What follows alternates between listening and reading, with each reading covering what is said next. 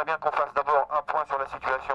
Et pour l'instant, la situation, c'est 258 licenciements sur une usine de 450 salariés. Le personnel est KO debout. Il a découvert les chiffres dans la presse. La direction de ThyssenKrupp n'avait rien dit. Ça fait 63% des personnes qui seraient licenciées. Ce n'est pas une logique industrielle qui est développée, c'est une logique financière pour arriver à des profits à court terme. Ce qui fait qu'aujourd'hui, on se retrouve dans une situation comme ça. Ironie du sort, après 40 ans d'ancienneté, Joël Gallienne apprend la quasi-fermeture de l'usine le jour de son départ en retraite.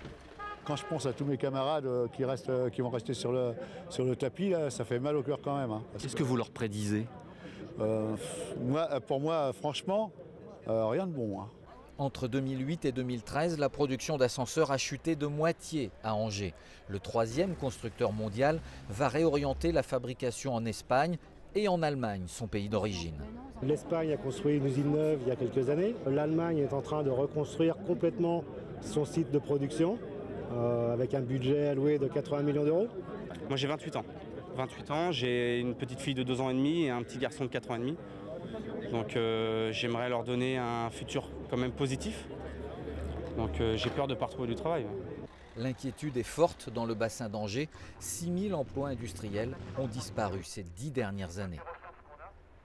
Ça serait bien qu'on fasse d'abord un point sur la situation. Et pour l'instant, la situation, c'est 258 licenciements sur une usine de 450 salariés. Le personnel est KO debout. Il a découvert les chiffres dans la presse. La direction de ThyssenKrupp n'avait rien dit. Ça fait 63% des personnes qui seraient licenciées. Ce n'est pas une logique industrielle qui est développée, c'est une logique financière pour arriver à des profits à court terme.